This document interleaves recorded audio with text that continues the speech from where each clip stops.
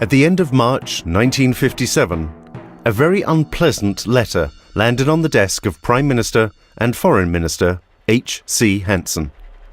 The big neighbour, the Soviet Union, was worried that the Danes were about to agree to storing American nuclear arms and allowing American bases on Danish soil. The letter described in some very unambiguous terms that any such decision might be the end of Denmark.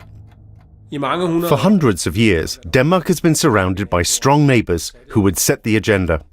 Great Britain to the west, Sweden and Russia to the east, and the German states and France to the south. So having to work with the demands of large neighbouring countries was nothing new to Danish leaders.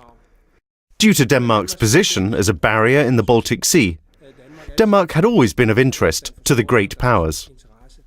In the 1600s, Denmark was a great power itself, but through lost wars and great cessation of territory in the 1600s and 1800s, it became clear that Denmark had lost its position. Following the British victory in 1801, the British forced Denmark-Norway to arrange its maritime trade according to British demands. And in 1807, they came back to bomb Copenhagen to pieces and conquer the entire Danish battle fleet.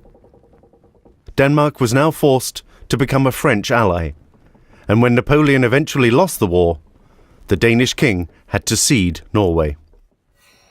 In the mid-1800s, it was the German states that Denmark was at war with.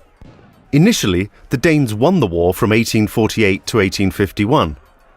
But in 1864, Denmark suffered a crushing defeat to Prussia and Austria, and the Danish king had to cede the duchies of Schleswig, Holstein and Lauenburg.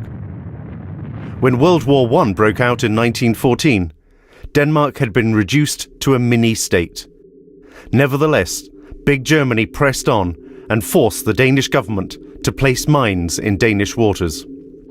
In World War II, Denmark was occupied and forced into cooperating with the Germans.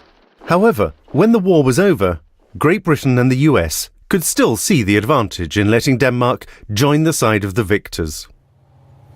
During the Cold War, access to Danish territory was vital to Western powers. Once again, great powers had dictated the fate of Denmark. Despite the unambiguous threat in the letter to H.C. Hansen, Denmark permitted the US to store nuclear arms on Greenland during the Cold War. The Soviet Union probably suspected this, but apparently the leaders of the country did not think that it was a matter for which it was worth starting a devastating nuclear war.